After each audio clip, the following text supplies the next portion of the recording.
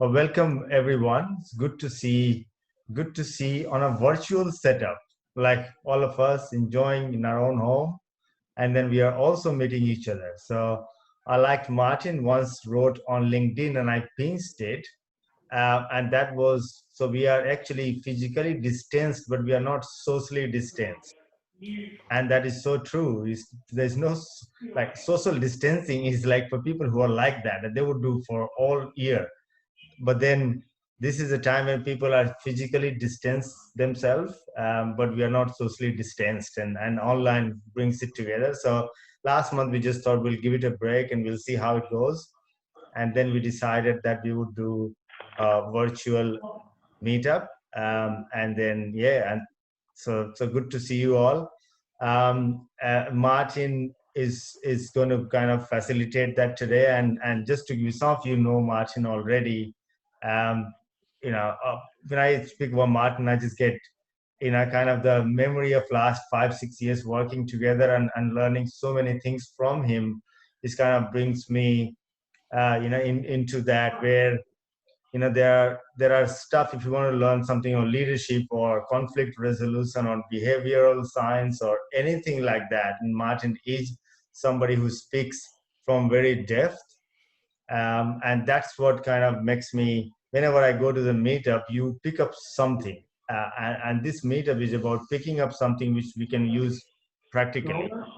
Some of you would agree to that, and when I give you the opportunity to maybe introduce yourself, just go on that as well. The only question I want to ask you, I'm going to ask a question from everybody when I give you the time to introduce yourself. Next payment date for So, payment law. oh, who is on? Is there anybody? I think I just muted a few people with a bit of background noise. I hope you don't mind. No, Getting a good. bit excited there. Yeah. So yeah, though. So what I would get done, as Martin said, we would keep it like that, and we will keep it interactive. But it'd be good for the people who are attending, all the patrons, to kind of let each other know about you, just a short general introduction about who you are, what you do, and where you are right now. Also, like not in which room, but which city.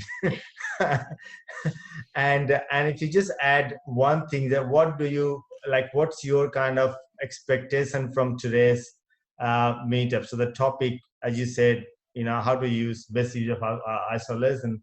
What is your kind of what's your expectation from tonight? So if you just go and introduce yourself, and that would be great. So I'll give it to you. Who wants to go first? Let me just check in with Manoj. Manoj just joined in. Can you hear me? I just unmute Manoj. Are you there?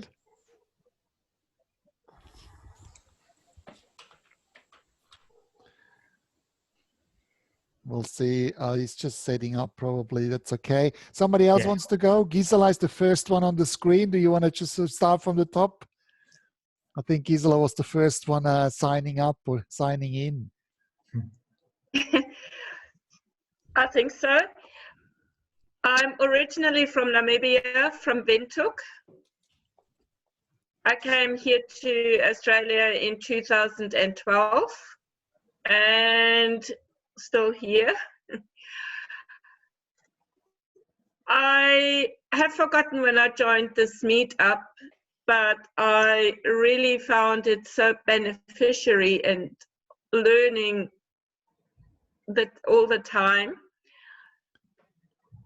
When I get to the meetup, presently I'm living in Melbourne. And yeah, and I'll also hope for tonight to learn again, to learn. Awesome. Very good. And good to have you. Excellent. And good to have you. Yeah. Who's next? Maybe Alexandra, if you wanted to go. Yes, I'd love to. Hi, everyone, and thank you so much for tonight. I was looking forward to attending. My name's Alex Egan. I'm the better looking one of the Alexes. Just joking. And I'm a human behavioralist, so I specialize in human behavior, specifically around communication, connection and influence. And I do keynote speaking. I'm an author of 2 books and on my 3rd, 4th and 5th as we speak. And I also do quite a bit of international training online as well as speaking. That's excellent. I think I joined with you a few years ago now, Martin, from memory. It would have been well before 2018, I believe. Yeah, probably, yes. Yes. Time flies. But unfortunately, due to distance, because I too, like Gisela, I live in Melbourne. I'm on the Mornington Peninsula. But, you know, it takes a bit of a while to get there. So I'm loving these online things. So thank you so much. And what I'd like to get out of tonight is I think I'd just like to get to know everybody and connect again. And hopefully we can continue these online sessions more frequently. So thank you for the invite, Martin. You're very welcome, and thanks for joining in. Great to have you. And Thank I you. see you're very well set up. Do you have a microphone there? I do. I bought one the other day because I'm doing more keynote on the computer now with all the Zoom. So here I go. Oh, nice. Seems to work really well. Yeah. Yes. I actually said to Raj the other day, I feel a bit like a call center employee at the moment, working for Amy now. But yeah, I have a look with one of those microphones. But that's actually a good, perhaps a good way to get into it and really get that sound quality up. Yes, absolutely. Yeah. All right, let's hand over to the other Alex. Yeah, thanks. And I came here last year in August as a traveler, and now I'm a bit more settled in Sydney at the moment. And I'm finishing my studies this year. The lockdown is quite good to not write books yet, but to read more books and to learn more about myself. And so I also want to use this to learn a bit. And the best output would be that if we have more meetups online, we can join more because we don't need to commute there. Okay. I agree. I think we need to change our format, Raj. You taking notes? Yeah, I am actually. Good Yeah. work.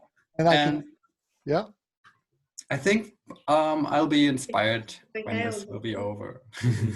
Good work. Good Back work. in a sec. Awesome.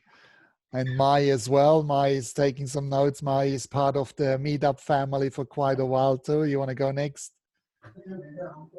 Sure. Hello, everyone. I think I've met most of you, but some I haven't in person. But yeah, I'm also in Melbourne.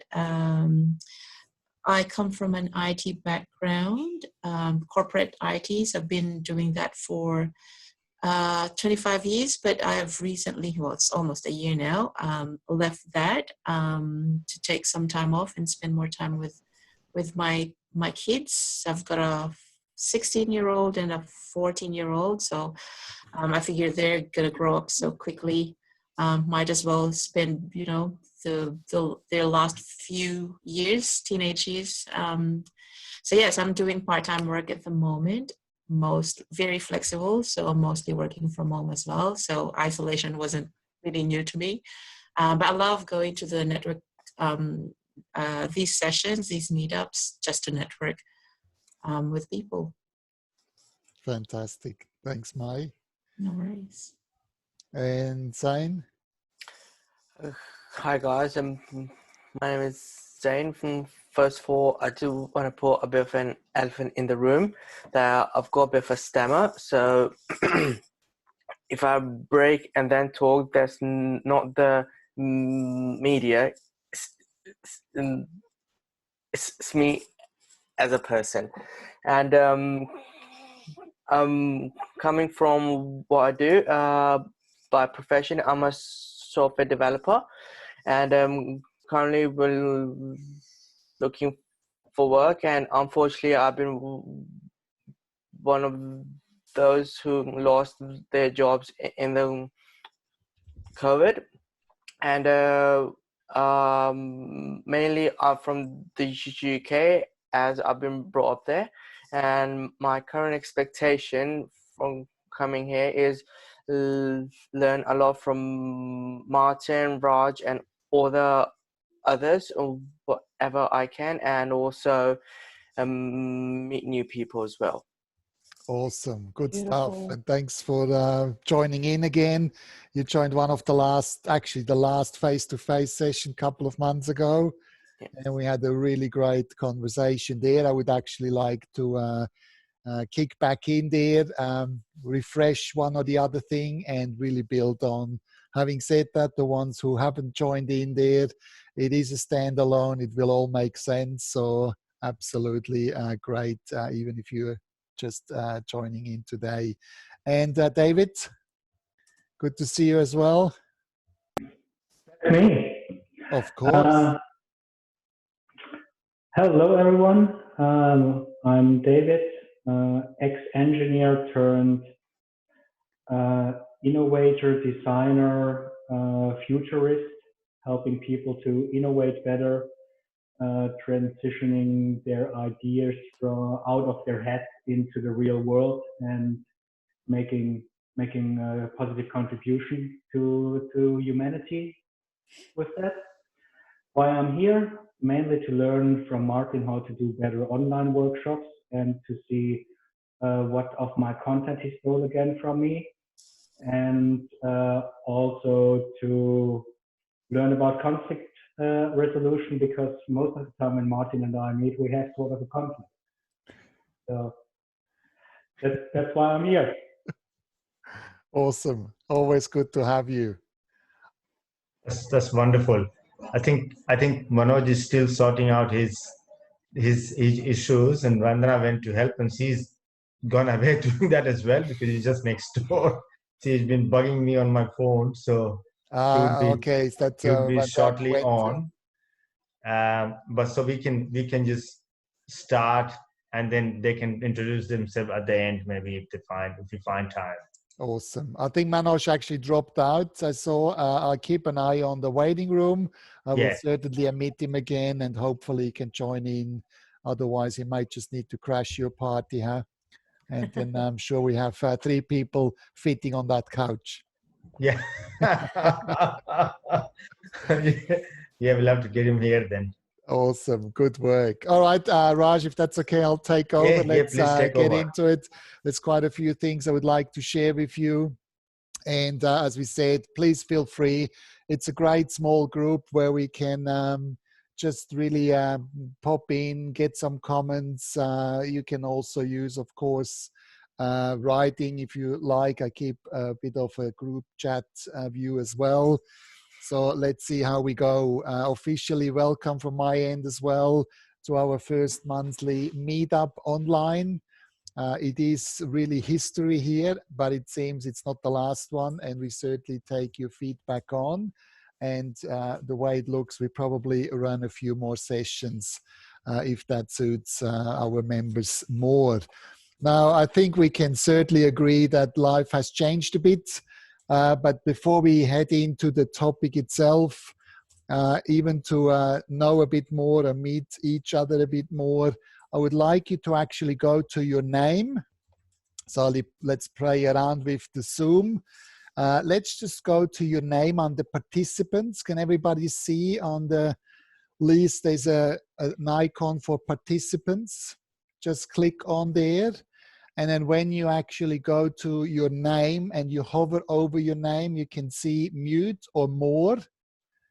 Just click on more. And then please press on rename. And I would love you to rename your name.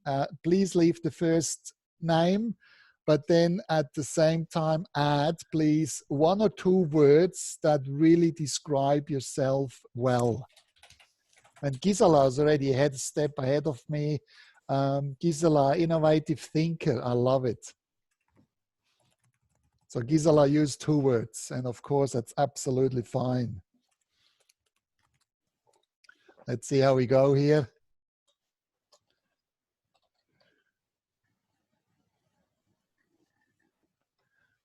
Let's see what comes up there. The connector. The crazy explorer.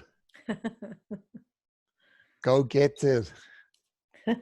Determined. Superhero. Superhero, it doesn't fit in. Is that The Apprentice? David? You have to give me time to unmute. Yes, it is Superhero. the apprentice. Superhero. I love it. Good work. It is the apprentice. I'm not advanced enough in my superhero journey, so I do not have a clue how to spell apprentice. I think that looks about right to me. What do you guys think? I'm probably not the right person to ask either. Good stuff. And I think that says already a lot about us, and it's actually quite good to understand who we are. So let's go into it. And as I said, I think we can really all agree life has changed since we met last time. The mindset has changed from people. We went through a bit of up and down, a bit of a shortage of toilet paper as well, for sure. It was a bit of a crazy thing going out there and doing the basic stuff as shopping. So really, this is quite an amazing time for all of us. So interesting enough, when we're talking about change, which I'm always passionate about, I'm also amazed how much and how quickly we actually can change.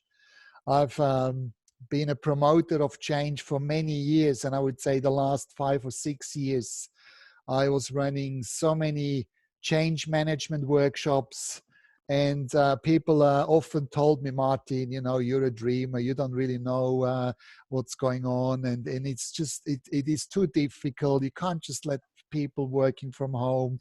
There are security issues. You don't really understand the complexity of it.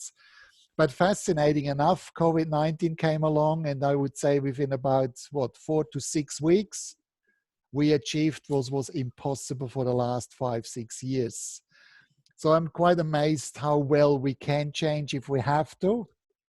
Sometimes I think it's a bit of a shame that we have to be forced to change rather than doing it in our own terms. But this is really one of the reasons why we put together this topic today on how can we thrive in isolation, because I do believe that a lot of people are working from home.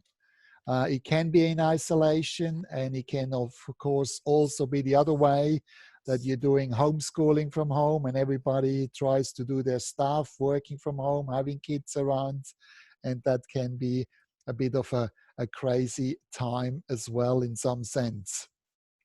Now, this is a bit about me, but it's actually not, so I'll keep it just to one simple slide. But I do believe that everybody actually knows me by now, so I think we can just simply skip that slide, and I just admit Manoj again and see hopefully it works this time around. So I'll just let him in. So I'm really curious, and we had a bit of a chat already, but how do you feel about COVID crisis in particular? Can I answer that question? Please go ahead. I don't think it's a crisis at all, quite honestly. I think it's how we look at things. I think it's sad that a lot of people have, have passed and have been sick and everything. But on the flip side of that, I think it's a fantastic, incredible opportunity for us to be able to create some, it's time for innovation. It's time to evolve and expand. And I think it's been incredibly profound. It's been an incredible time. Love that mindset, love the positivity. Who loves that? Can I just see some hands? Yeah. Absolutely. And I think with situations, there's always changes if we choose to see them. Just from a personal perspective, I said that quite often over the last couple of months, came Formula One. I think that's when in Melbourne particularly people realized that the coronavirus is real, that it may has a bit more impact than assumed, and it's not just a media stunt. Our business really went downhill. I think we had, I don't know how many cancellations we had all week afterwards. It just didn't stop. The emails came in, face-to-face workshops, conferences, national stuff, internationally, it was all disappeared within a week. So yes, it was quite heartfelt moments for us, but I think we adapted quite well and quite quickly, changed our offers. And yes, I really have to agree with Alex there. Great opportunities coming along. I think we just need to see them. Manoj, good to see you. Can you hear me? I'll just take you off mute quickly so you can say hello to the group. Hello, everyone. Hey, good. It's working. Awesome. Thank you. Good work. You all set up? Have a cup of coffee or tea? Yeah, I had some pizza. Oh, that's good. Even better, huh? Fantastic. Who else? Let me just ask you, somebody else, how do you feel about COVID-19? Gisela? I really think the terminology that people use to drive fear into people, and like it's a crisis and we need to social distance us, or we don't need to socially distance us, we are maybe physically distance us, and it is, I personally think it is very, very much fear driven. And if you heed to the energy of fear, then it is not such a good thing. But if you can just park the fear for a moment and see what it really is, I agree with, I think it was Alex, to say there are lots of opportunities, and what can we learn out of it? Absolutely. Well said. Well said. And Zane, you wanted to say something as well?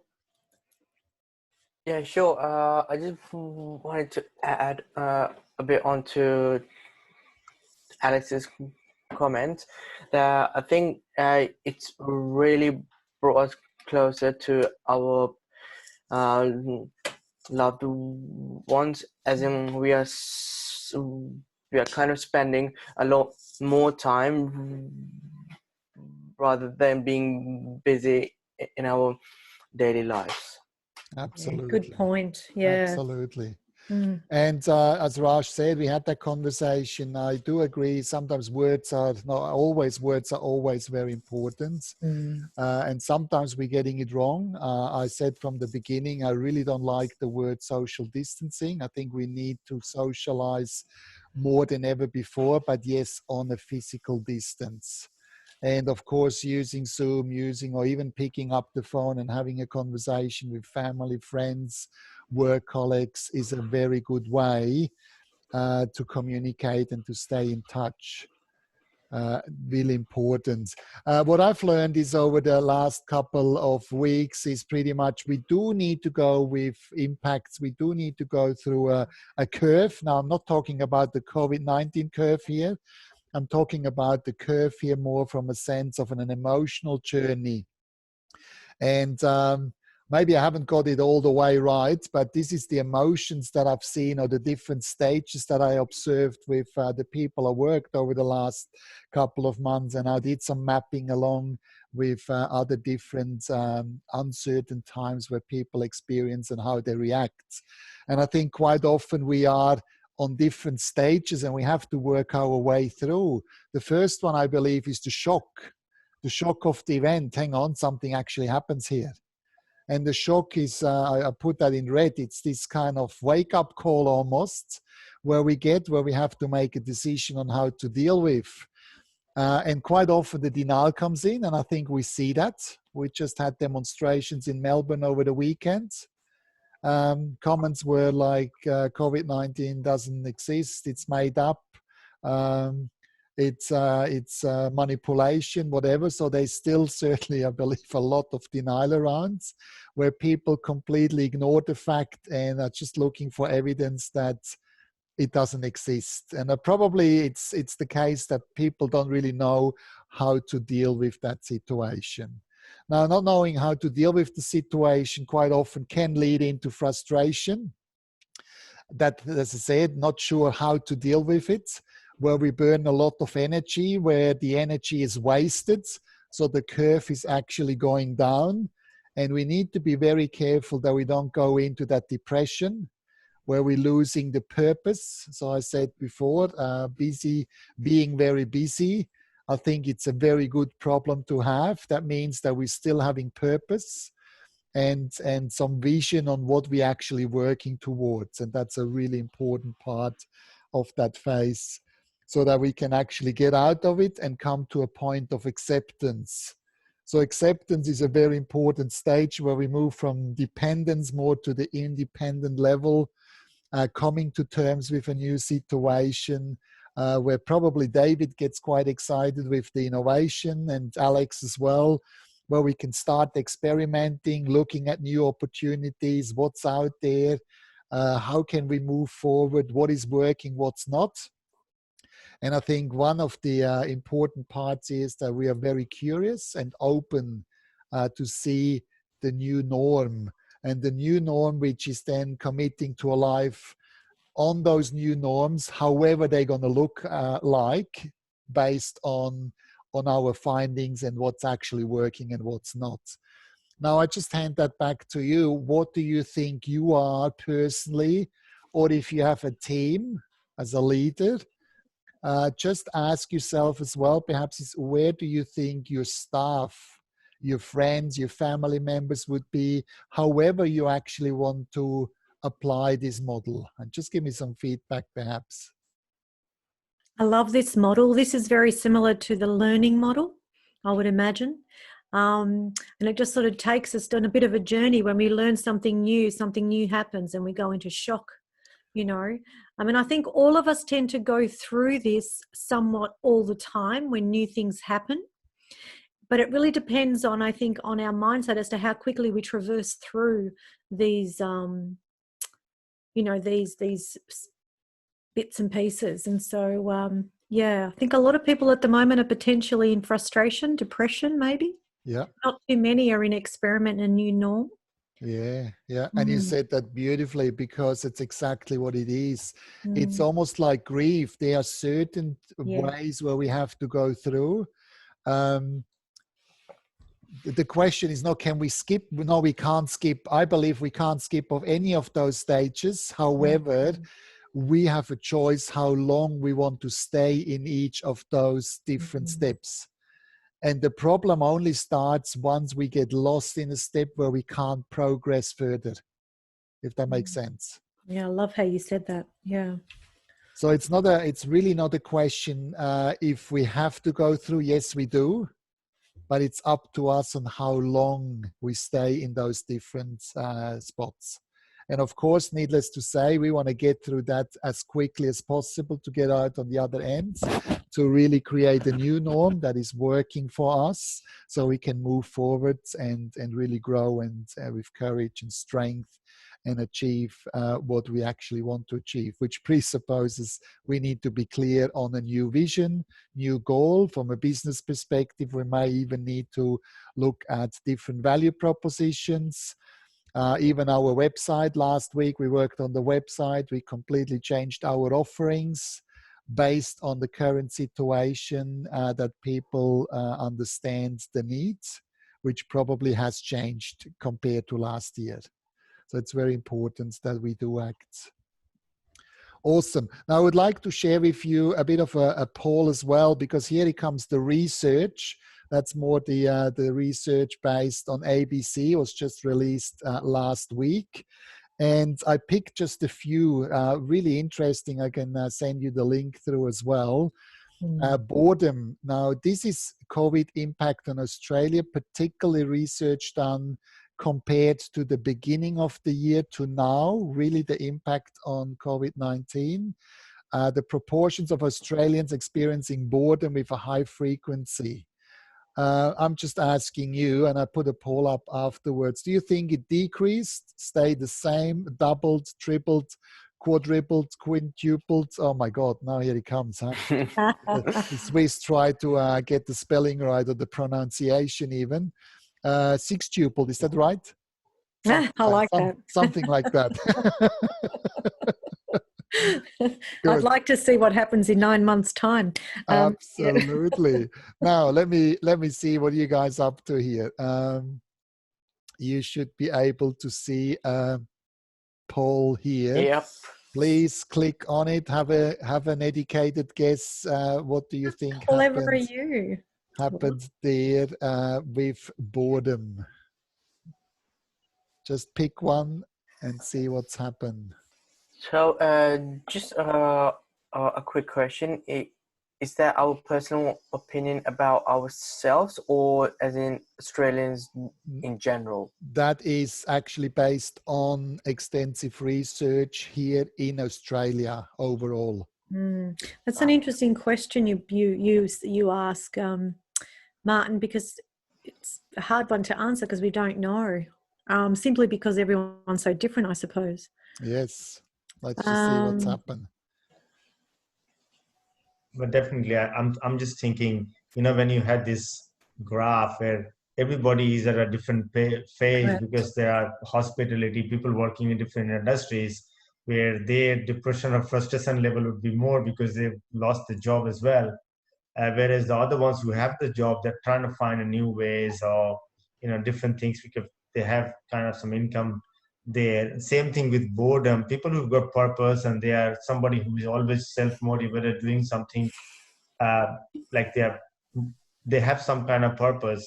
They generally do not get bored. In fact, they are using this time to the best advantage, like in their health, in their finances, in using But then the other ones, like the sports fanatic, like Absolutely. AFL. Oh my God. Yeah, absolutely. Do you think depressed people are bored?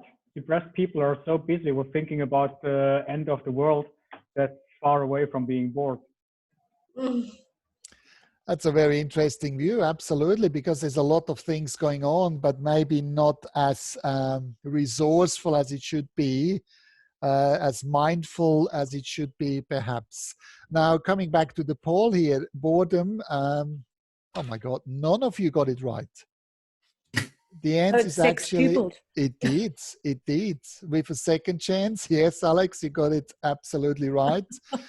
Now, if we think about it, and it does make sense, I think a lot of people were stressed beforehand. I think Australia experienced over the last few years quite a bit of pressure, stress in a lot of different ways.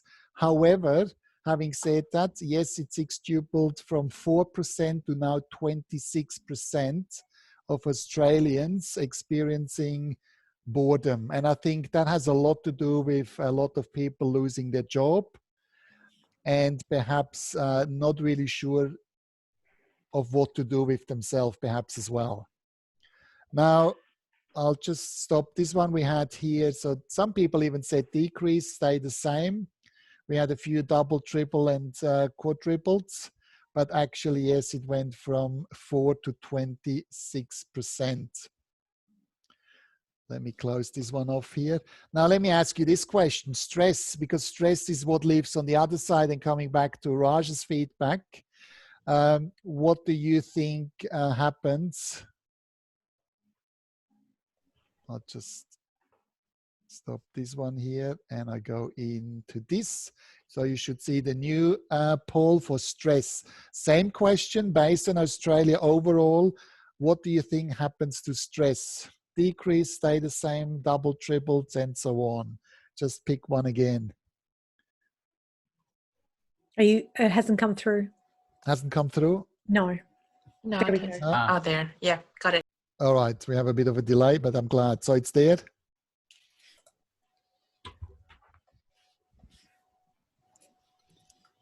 Okay, we have 4 out of 8.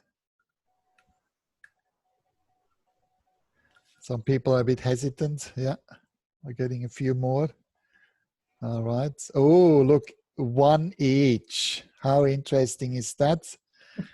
So a very wide range now. Interesting enough, every person picked one or a different one. Now, this is, I think I influenced you a bit in a sense as well. Stress actually went up by double. Who said double? Let me see. Alex. Good stuff.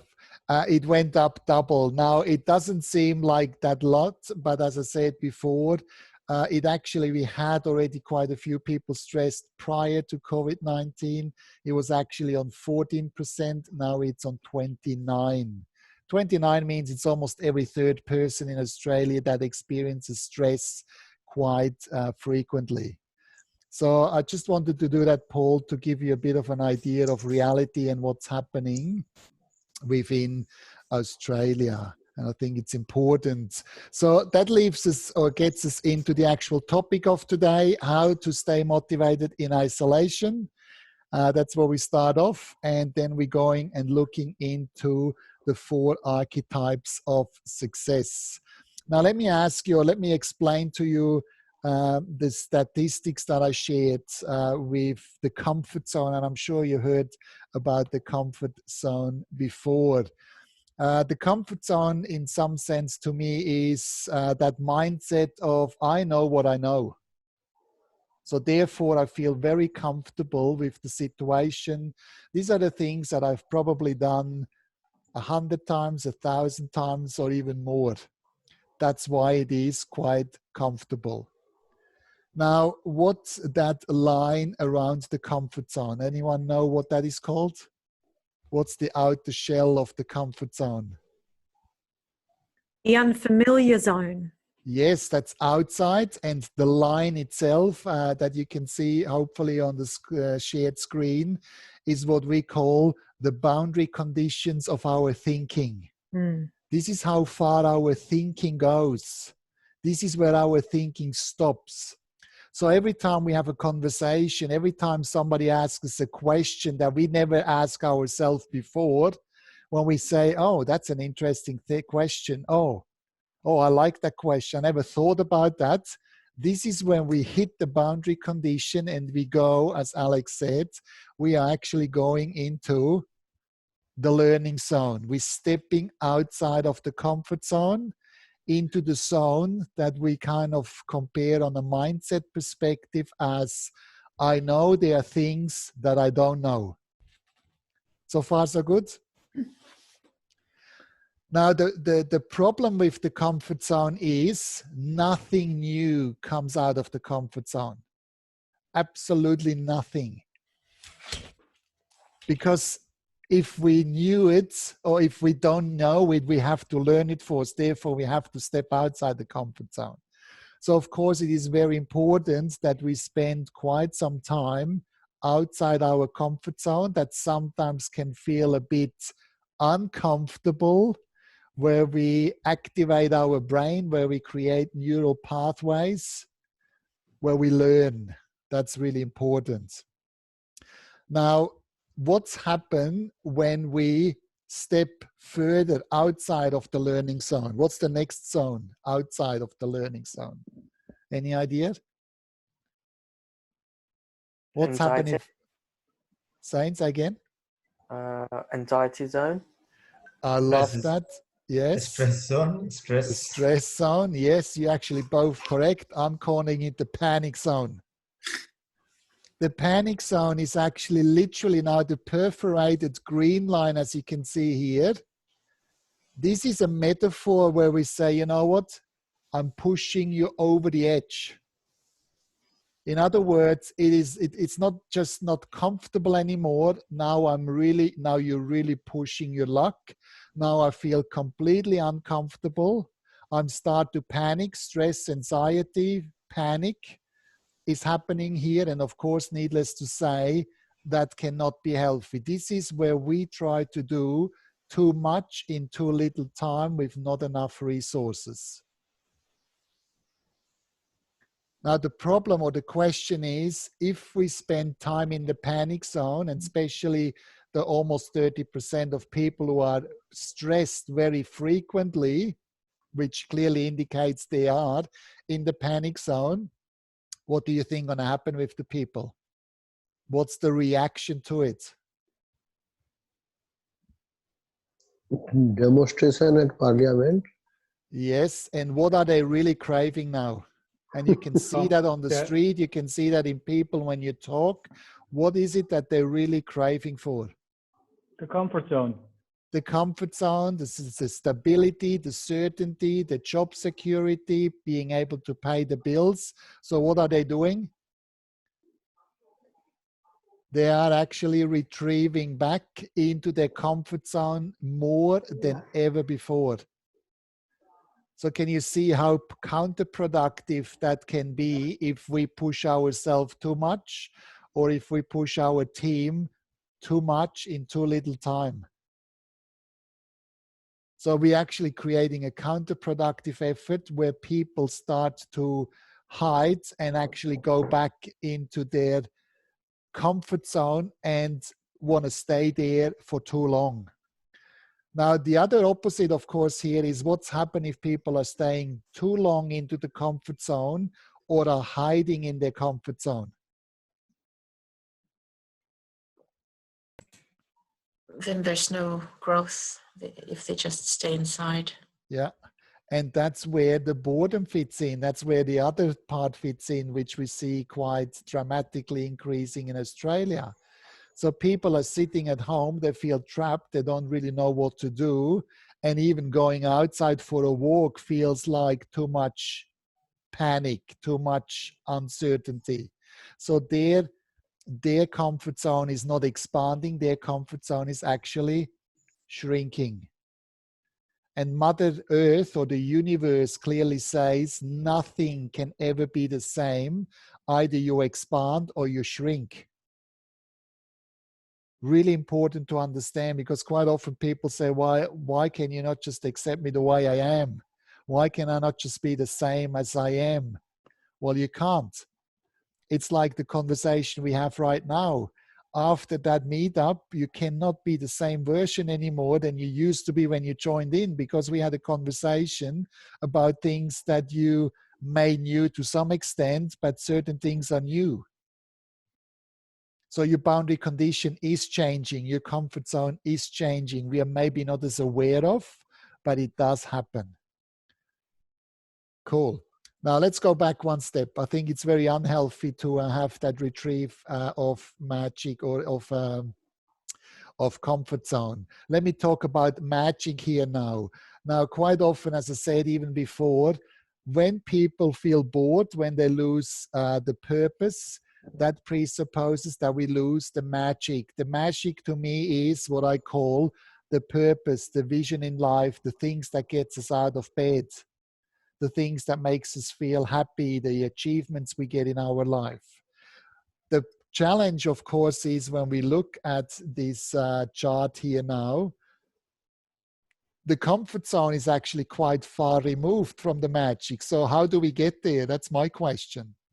How can we move from this existence of the comfort zone and having some learning zone, stepping outside? Yes. But even if we panic, we're still not going to get there. How do we get from the comfort zone into the magic now? Who can help me out here? Steady pace. Steady pace by doing what?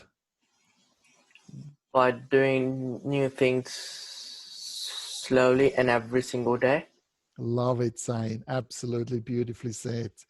Do small things, small bites, do new ritual, do new action tasks, have small goals, have daily goals, reverse psychology, really feel comfortable, but do it consistently. Raj had a great talk at one of the face-to-face meetups where he talked about habits, where he talked about rituals. This is where it exactly fits in. If we're doing new rituals regularly, consistently, where we actually step outside of our comfort zone, learn, but then go back into the comfort zone to recharge our batteries in the evening, where we allow ourselves to sit back and to put our feet up and enjoy a cup of coffee with beautiful people. This is where we can recharge the battery, where we can next day step outside again and do the same ritual until, and here it comes, please watch the screen, until the learning zone becomes now comfort zone, and the panic zone that used to be the panic zone now is the learning zone, and the panic zone is even further out. So we're going from here to here. And if we keep doing that, as Saint said, guess what's happened? We're expanding the comfort zone now beautifully with rituals, with consistency, with taking one step at a time. And as we keep doing it, it becomes the new norm. It becomes part of who we are. And before we realize, suddenly we achieve the magic and we still feel comfortable. Now, when we come to this point, what do we need to do? Stay there. Expand the magic circle as well. Like find a bigger purpose. Beautiful. Beautiful. Not a new pandemic. Pardon me? David, say again. Start a new pandemic. Yes, but hopefully a positive one. And yes, it's exactly what it is. Please have a new goal, have a new vision, a bigger vision in place. Because if we achieve the magic, I think the first thing we need to do is we need to celebrate. Celebrate your success, appreciate that you got there, give yourself a bit of a back on your shoulder, be kind to yourself and don't play it down, really celebrate, which is important because that will give you motivation to do even more. And then we create bigger magic and we keep doing something new because the learning zone became the comfort zone. So we have new things that we can squeeze into learning zone. We can start playing a piano. We can start doing some or writing another book, as Alex said. Have something to look forward to that will stretch you a bit while you look after yourself and make sure you recharge the battery. So this is really what's happening. Now, a few bit of whiteboard activities. I really would like to know from you a few questions here. How can you assist yourself or others and others to progress through the curve successfully? Because you know that comfort zone thing that we looked at, it is exactly fitting into that curve. From the shock to the new norm, which is achieving the new magic. So I would like to have a bit of a discussion within the group of how can you assist yourself and others to progress through that curve very successfully and perhaps as quickly as possible. What strategies will you implement to sustainably expand your comfort zone? And of course, what other strategy would you like to share to stay motivated in isolation? So I'll just put that up on a whiteboard. Let me have a look here. I'll just stop that one here. Great to see you all on the big screen. And we're just doing this one here.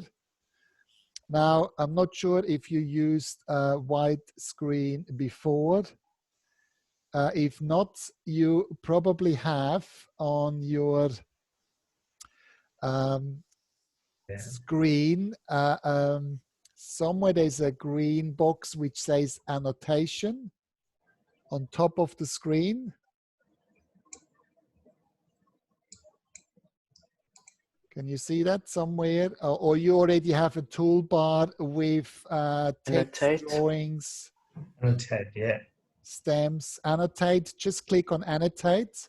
Annotation, what it opens up is a bit of a drawing board where you can pick either text boxes or you can pick a pen. If you have a touch screen, you can even write with your pen onto the whiteboard. And I really would like to gather some information here on those questions. As I said, what are you going to implement from that strategy there before? What do you take away? What is it, or how can you get to that curve as quickly as possible?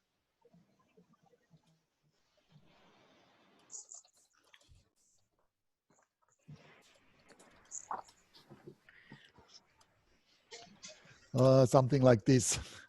So just feel free, play around a bit. If you want to hand draw, if you want to have a text box, it's perhaps also a good way of start to feel a bit comfortable with Zoom. Martin, I'm sorry. I'm going to have to leave at 8 o'clock. I've got another meeting I've got to jump onto, if that's okay. That's so very absolutely sorry. appreciate that you're letting me know. And I hope I see you next month again. For sure, Thanks for joining in and thanks for your contribution. No worries. Thank you. Have a wonderful night, everyone. Thank you. See you later. Alex. Okay, bye. Take care. Bye. Bye-bye. So just checking in, everybody's okay with that whiteboard? Do you know how it operates? Gisela, could you find it? I think you've done it the other day. Yeah, good stuff. Alex? Actually, I cannot find the tools to write on the screen. Who can help him out? Because my screen probably as a moderator a bit different. Alex, if you click anywhere on your whiteboard, then on your whiteboard, you know where you got the green, next to that there is a button. If you click that, you will get some options. So you in that option just click annotate. Annotate something that way. Yeah, the problem is my Zoom it's in German. Well, I will just Google. I will find it out. Yeah, but really on the top, it's on the top of the whiteboard. Yeah, but what's a note in German? Bitte etwas schreiben. Sprechen Sie Deutsch? Alles klar? Was that German or something? Sorry, it's the third one from the top. The third one from the top. Or the second last one. 1, 2, 3. Second last.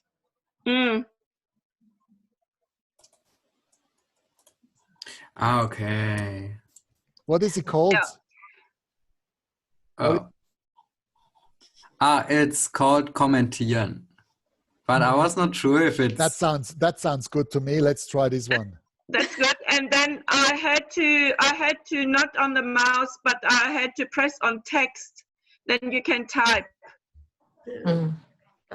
Yeah, or you can have a text box as well to write it in. But as I said, whatever you feel comfortable.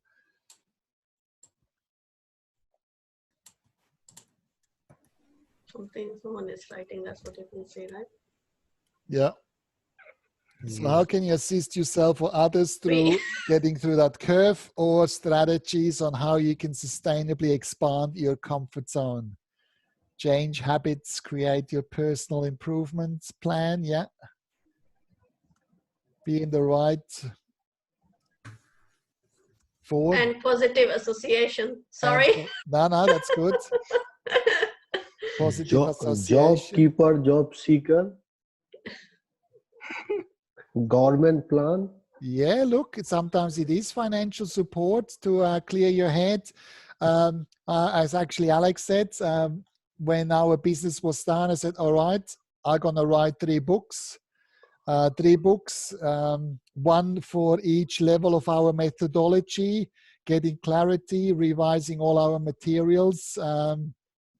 But fortunately, unfortunately, the whole thing changed. As I said, we are quite busy, so it's on the back burner.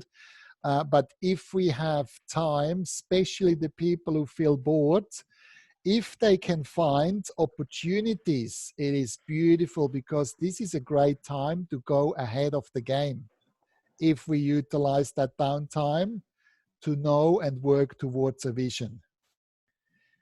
If you're in a negative situation, believe that it is temporary and can change. Yes, it is so important. I quite often say we need to be able to look beyond COVID-19 and really start planning of how does that new norm going to actually look like? What is it that we're going to do?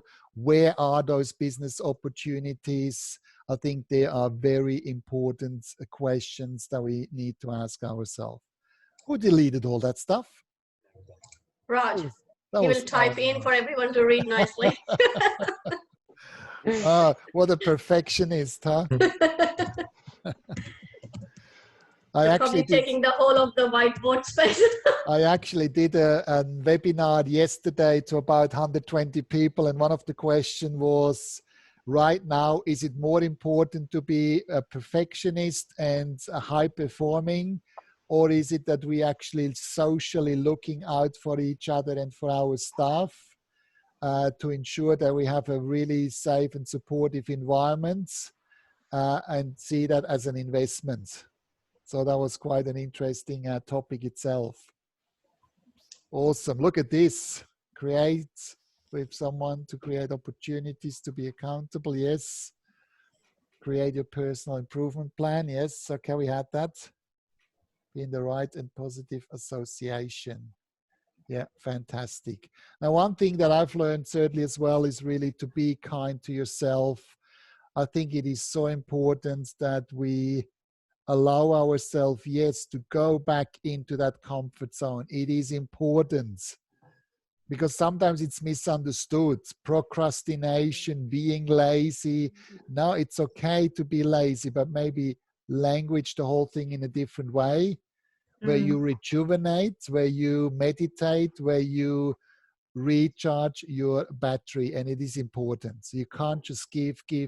You do need to get your energy from somewhere. Awesome. Let me save that.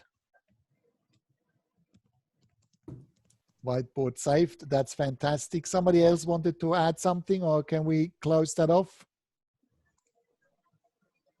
Save that. Ah, lazy, modify the language. Is that speech recognition, or is that somebody who typed that up? Thanks, Raj. I like that. I'm just teasing you a bit. Awesome, good stuff. So let's put that aside. Fantastic. And I think I'll have you back right there, which is great. Let me go back to that screen. Keep the bigger picture. Manoj, you see the picture again? I want to have a complete picture so I can take that picture. You want to have a complete picture of me? No, everyone. Bigger picture. Now, if you go up in your participants, where the participants are, you have different tiles there. And what you can do is you can actually have only the speaker. You can pin me as an example. You can also go of 2, or you can go of those Rubik's cubes that looks like a dice with 3 times 3. And that's where you can see all the participants on one screen. So that's up to you how you want to set that up. Please feel free just to play around as well. Yeah. I think Zoom becomes quite an important tool in every area of life. Awesome. Now let's get into the next one here. The next session is, or the topic is on 4 archetypes for success. Now that triggered a bit something in me. I had a bit of a chat with David the other day, and I don't think you've seen that before. So I thought, let's put that up here. And it's quite a new model that I'm working on at the moment. So any feedback is really welcome. But let me get started with a bit of a metaphor here. A metaphor of geese. Now, who is an expert in geese? And I would like to know from you, do you have any idea why those geese fly in a V-shape format? Well, my initial thought was because a nest is way too difficult to fly in, but no, apparently that's not the reason. Gisela, do you know why? They use each other's energy to stay in that formation to forward themselves. Absolutely. So in other words, they really, yes, they actually can fly 70% further with the same energy flying in that format, V-shaped format, compared to if they would have to fly by themselves. Absolutely. What else do you think is, or can we learn with that metaphor? Who else is a geese expert?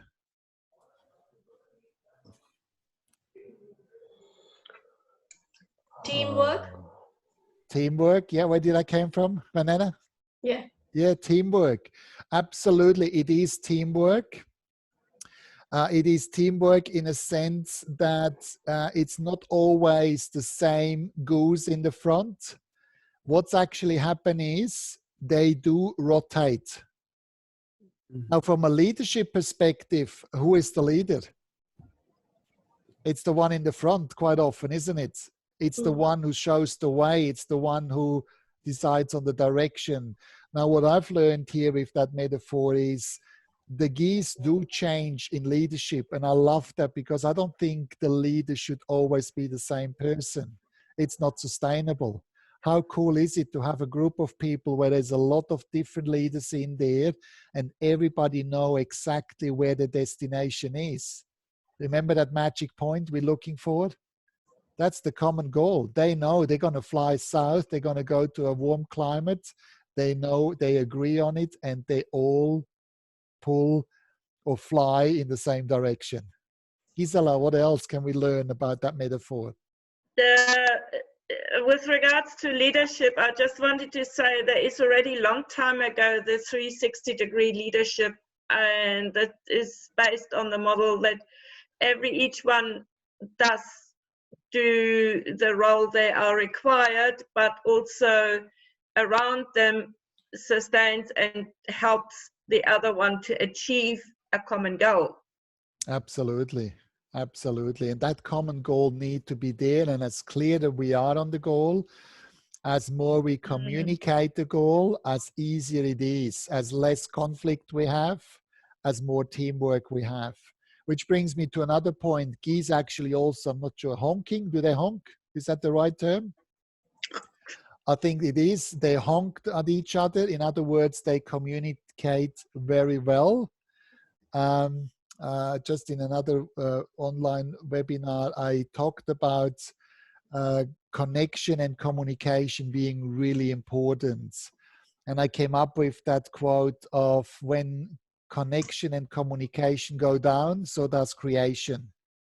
So communication is absolutely key, especially now in isolation, people working from home, doing their own thing.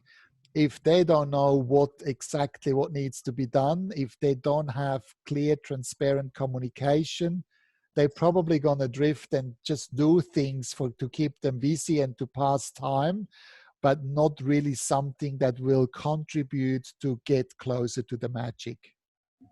So communication, a huge, important part. Geese help each other big time as well. I got this question, is there rivalry in leadership? They're actually quite big collaborators.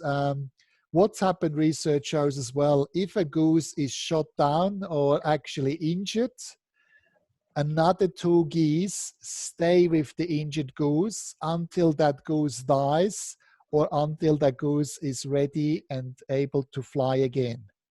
So actually quite social animals where I think we can learn quite a lot.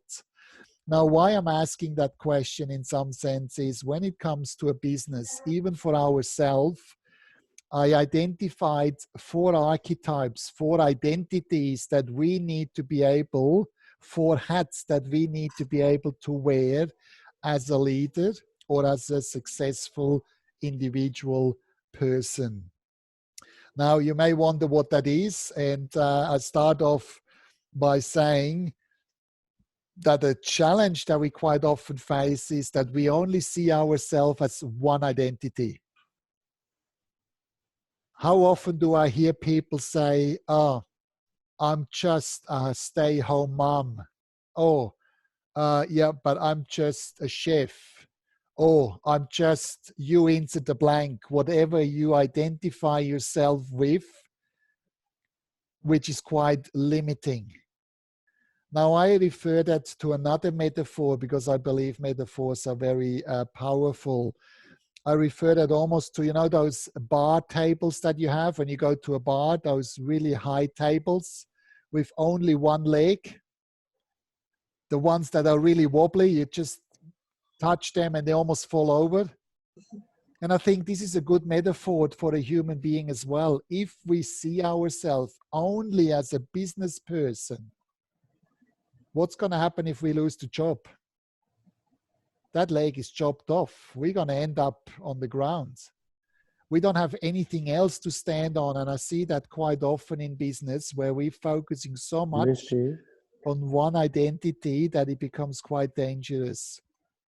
So what we try to do is we try to create more legs, more identities so that if somebody chops 1 or 2 legs off from our table, that our table is still steady, that we can still stand on a lot of different legs. And that refers to different business models.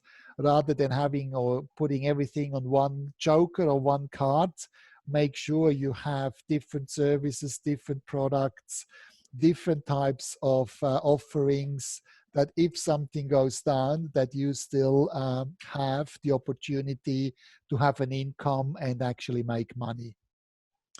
Now, I want to focus on today on 4 activities, or 4 identities, I should say. And let me start.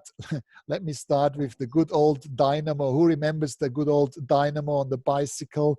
You know, the ones who go around like crazy to produce a bit of electricity, so you get the light ahead, so you know where you're actually going. Now, the dynamos to me are the doers. The dynamos are the ones who are putting the head down and actually get things done. Who can relate to that? Who is a doer? Who is a doer? Yeah. And that's great, because we do need to have doers. There is absolutely no substitute for action. We do need to get things done. Now, that is not enough, certainly. We need to have something else. Any idea? What other archetypes do you think we need in here? Thinker. A thinker, yeah, great. And that's actually almost the next one. I call this the architect. The architect is the thinker. The architect is the person that thinks structures, procedures. The architect is putting every effort into the planning and the process. They are excellent with the critical thinking, as we said, weighing up facts, carefully considering pros and cons and managing risk, those kind of things. So the architects are often highly motivated and great in getting an outcome. So they're quite outcome driven and process driven to how to get there. So really an important job as well there. So mastering schedules, getting organized, risk management, critical thinking, absolutely. Now, this is something that we often see as a bit of a, oh, by the way, I see a lot of people making pictures. That's absolutely great. Did you got a link to an email with a workbook? You did? Yeah, good. Everyone? Yeah, good. Okay. So most of those pictures should be in there as well. Of course, please feel free to take pictures and stuff, screenshots. Share it on social media, please, if you like one. Please promote our meetup. We would love to see a few more people next month. David? Are you going to share the recording? Maybe not. Maybe not. Depends if the sun comes out tomorrow. How warm it is.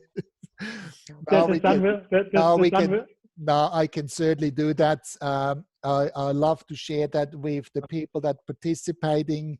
But of course, the recording, maybe keep that for yourself. But I'm happy to share it. Thanks for asking. Absolutely. So the architect really is a great thing. From a formal education point, I almost see that as a bit of an apprentice, the dynamo. You're learning your trades, quite operational. You're going into a certificate 4, you're learning a bit supervision, you're getting into the structure and the procedures. Is that enough? What else do we need? Any ideas? Need a collaborator, sort of.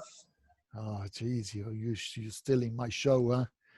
There it is, the collaborator. Absolutely. Ding, ding, ding, ding. Huh? Raj is the best. The collaborator, I love it because the last 6 years, I kind of started to guess your brain. Yeah, I love it. We hang out too much, huh? No, but really it is, the collaborator is the person that really focuses on the human aspect of things. This is where actually, you know, the architect, I said it in a recent workshop, the architect is usually the one really good with intellect, very good from a mindset perspective, thinking. The collaborator is more the guy who not articulates, but articulates things. The guy who is able, or the person who is able to keep the team together, emphasize with people, understanding them on an emotional and a social level. So emotional and social intelligence goes into those, or in that particular archetype. They're really good in creating a great culture where people feel welcome, where they feel that they matter, where they have an opportunity to collaborate with other people and to contribute to a greater vision or common goal, again, which is the magic that we just looked at. And this is really where people love to become part, where the people go to work because they can, rather than because they have to. So a lot of motivation within that. To me, this is a bit the crew quite often. I call this the crew. There's one more bit missing. I would call it the captain or the leader, the leadership position. How could we call this person or that archetype? Any ideas? The explorer. The explorer, the crazy explorer. Is that where you fit in, Alex? I have all of these sides. I think they also our comfort zone and our circles, they are also allocated to these types. So maybe some people, they have the comfort zone in the team to collaborate, and then they hop in the next zone to be the explorer, maybe. Yeah. Gisela, what do you think? You put your hand up there. The visionary. The visionary, yes, the visionary leader, almost in a sense. The visionary leader, the one who's, leads and facilitates, the one who inspires other people, has an open mind, but knows very clearly the course and the direction they're heading towards. So clear vision. The creator, the innovator as well, the person that is quite quick, but also flexible. Yeah, very clear on the outcome, but flexible on how to get there. The person that navigates around different islands, avoiding the different storms, so on and so on. That is the visionary person, of course. To me, I think these are four important archetypes that we need to have. Now, I would love to play around with you a bit again. And I'm just asking yourself, first of all, where do you think is your strength? What of those four archetypes do you believe is your main archetype, the most dominant? And which one do you think is your weaker one that you can't really relate as much? Let me just quickly go through with you. Manoj, which one do you think you're really strong, and which one do you think you're perhaps not as strong? I'm more on collaborator side. Yeah. I'm engaging people and fixing together. Good stuff. And which one you struggle most, perhaps, or difficulties, some challenges?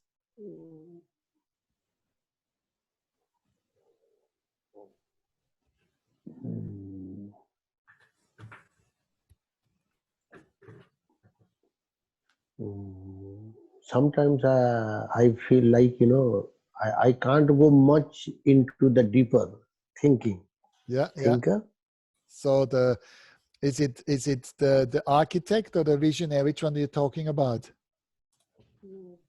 Vision I have. My architect is bit my big side. Yeah, awesome. Side. Awesome. Thanks for sharing. David, what do you think? Where you fit in?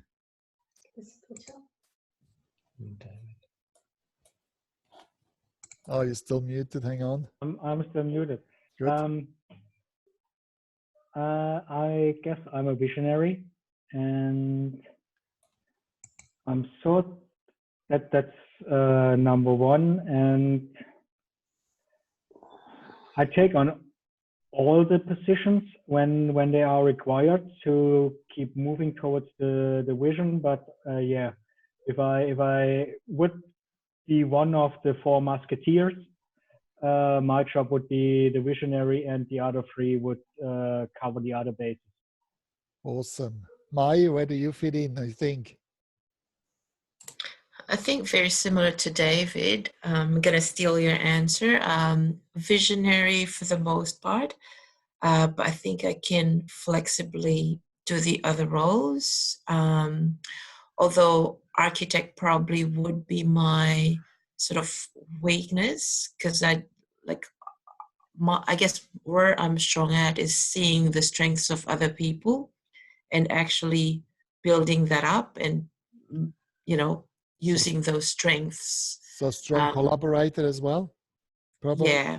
Mm-hmm. I have to agree. Absolutely. Yeah. So that was me. Cool. Vandana?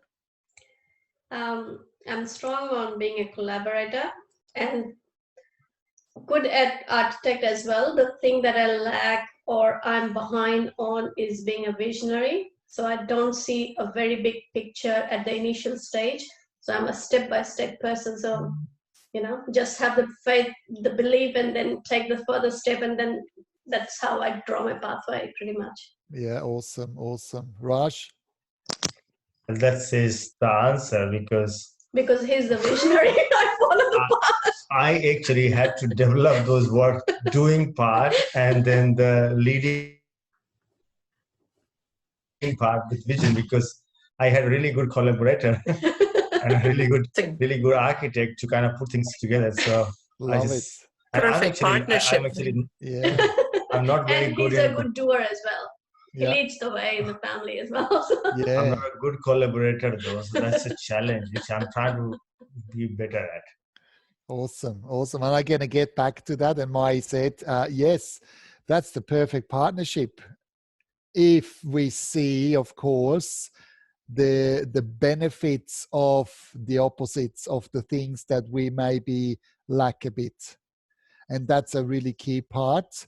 If we judge and feel uncomfortable with the opposites, we can't harness those qualities and leverage from, only when we really see the benefits. And opposite attracts, and that's quite a good thing often, because it creates the whole as such. And we're going to go through what's happening if one or the other thing is missing. But let's go to Alex as well. I would like to hear from him. Whether you kind of indicated already that you're doing all of it to some extent, but which one do you think is your favorite one? Which one is the one you perhaps struggle the most or challenged by? I think that I'm at the moment more in the thinker and planner part, but maybe that's everyone more at the moment, because we are like focused more on ourselves and spending more time in our thoughts, maybe. But I think I'm kind of jumping from one to the other when I get bored or when I get lost. I mean, sometimes you can also get lost in a vision. And yeah, I miss a bit the collaborative part with bigger groups, of course. Yeah. But yeah, I see, for example, the Dynamo part also when you go for exercise every day. This could also be one part of this. Okay, one day I always do every day, one thing I do every day, and then I can go back and do whatever. Great stuff. And Gisela, where do you fit in? I definitely fit in with the architect, and very recently I fitted in very well with a collaborator. Yeah. In the beginning, I have a problem with Dynamo, which only gets to get going once I understand and have a very strong vision actually of the architect itself, of the structure itself. Then it is easy to get to the doing part. But to get there, it needs to be solid, and I need to be comfortable with it. Awesome. Yeah. Awesome. Yeah. That's great. Cool. Now, yeah. You wanted to add? And the visionary, I do have a problem with that. Yeah. Yeah. So let's maybe perhaps with that feedback in mind, let's ask ourselves, what's happening if you don't have a dynamo in your team or in your own strength if you're working independently by yourself, so a one-man or one-woman show? What's happened if we lack a bit of dynamo or struggle a bit with that part, but we do have all the other three? Well, I should maybe ask what's happening. Maybe I should ask what's not happening. Nothing could happen. Nothing really happens. And frustration. And this is sometimes the thing. If we are very strong visionary, we maybe talk a lot about the vision and we get caught up in the vision and the dreaming. But as long as there's no action, we never get there. The dream will always be a dream. It will never turn into reality because we don't take the step towards reality. And So the dynamo is absolutely essential in the process of doing. David? And as a visionary, we become the dynamo when the closer we get to the vision. The closer we get to the vision, then we take over because we can see it. But we need the architect to actually set up those steps, those interim goals, and then the dynamo who drives us while we can't see how those stupid interim goals are actually aligning with our long-term vision. Yes.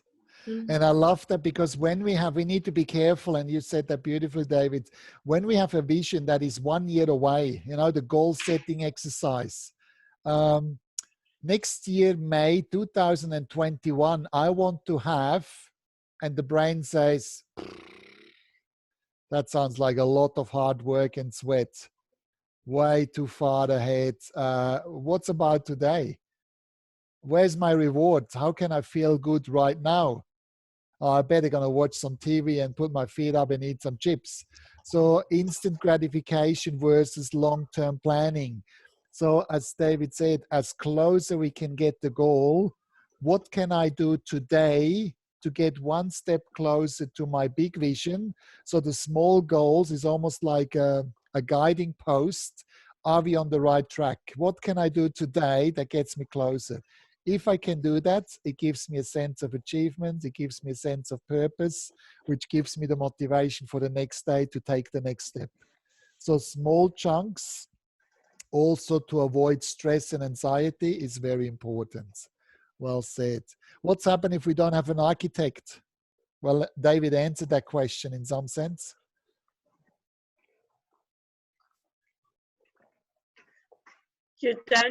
You don't have structure. You don't have... Nothing will move. Yeah, no structure, nothing will move. Probably we're going to have some legal issues. Maybe we're going to have some risk management issues and the whole thing going to collapse at some stage. Maybe we don't have the right permit or we're doing some illegal stuff.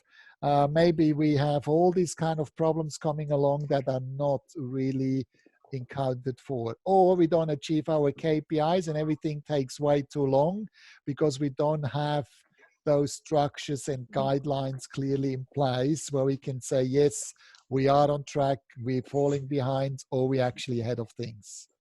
Absolutely. Yeah, I can see some rework. So in a business sense, there'll be a lot of rework because you're doing it, but then you're not doing with the right structure. So you may have to just come back and fix it and then come back and fix it. So it'll be a lot of time wasting. Yeah. I like my personal way, the way I do things is I start to take action and I build the bridges along the way, which is not the right way as well. But I rather just start and then get somebody help me to get there. But I do take help.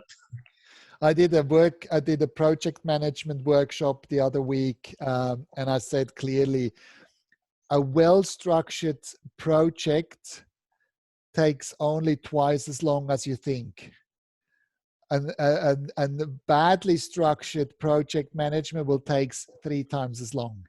So what I meant by that really is usually things do take longer anyway because there will obstacles coming in the way that we didn't encounter for it.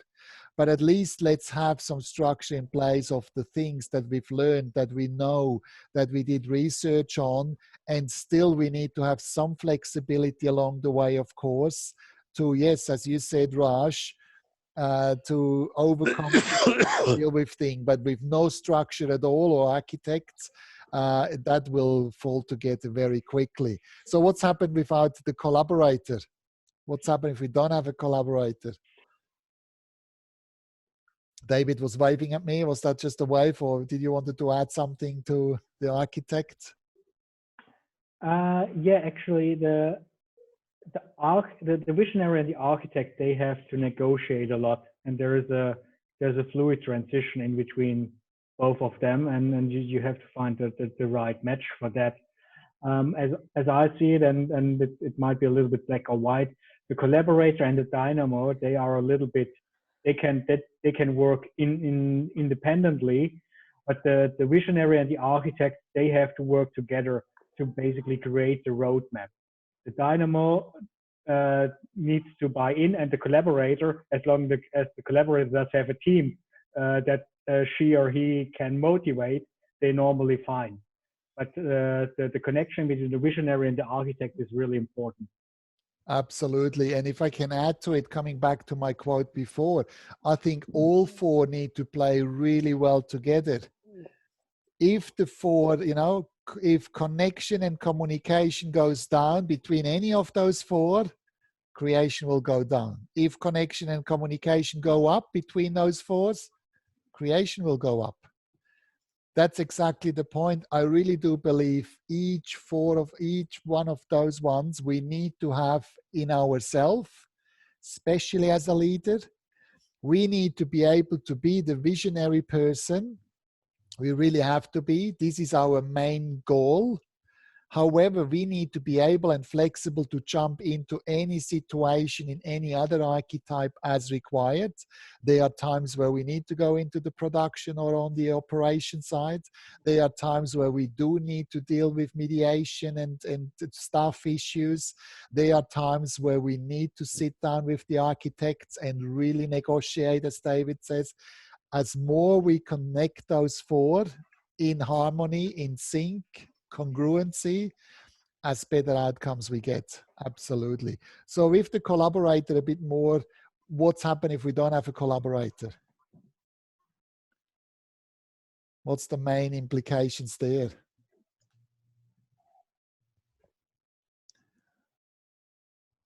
Maybe complete breakdown of communication. Yes, the collaborators are really good in communication. They are really good at addressing things, being proactive, avoiding conflicts. Raj, you wanted to add something as well? I said the collaborators should add. Teamwork. The architect handed over to the collaborator. Love it. You will be the single man doer.